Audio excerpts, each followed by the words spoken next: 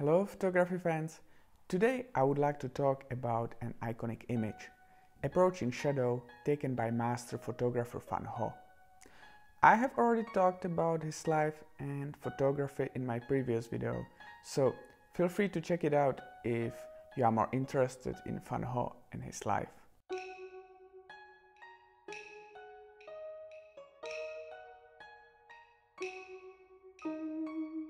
Approaching Shadow is a photograph taken in Hong Kong in 1954.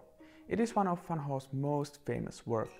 When I first saw the photograph, I thought to myself, what a beautiful composition, but also what a patient photographer who found the right spot and waited for the right time so the shadow reaches the edge of the wall.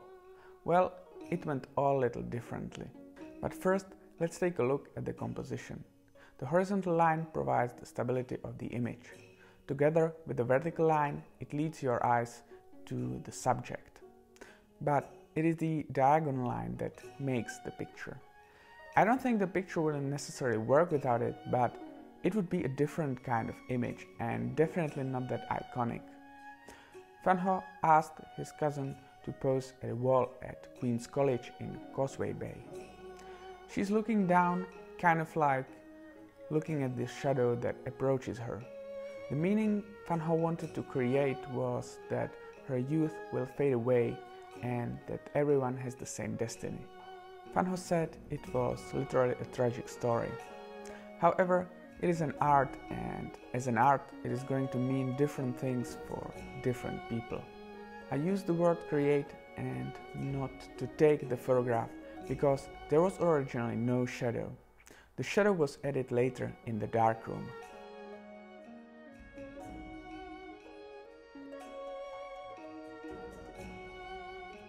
There were basically two ways Van Gogh took his photographs. Inspired by Arne Cartier-Bresson, Van Gogh was just chasing the decisive moment, didn't plan at all, or sometimes he waited hours or days for the right moment to come. As for the other way, he took, or let's say, created his images. Van Gogh was known to edit his photographs a lot, from dodging and burning all the way to photomontages.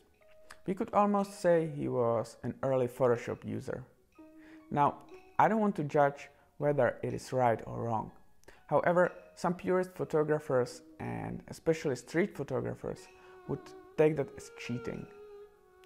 What I think about it is that in the end, it is the artist's vision he or she presents to the viewer. It is his point of view and his art.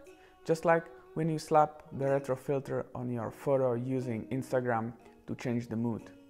You are the artist who decides how your art is presented.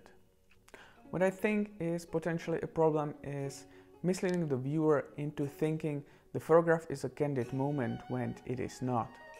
That way, you are just pretending to create something requiring skill and luck without actually having them. I think to be honest with yourself as an artist is an important step towards improving your skills.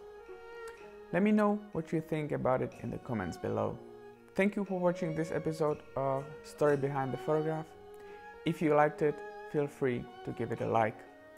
Let me know in the comments what is your favorite photograph of Van Gogh. For those of you who are interested in this kind of content, check out my series, The Story Behind the Photograph. Visit allaboutstreetphotography.blog for more photography content. Thank you for watching, and I will see you next time.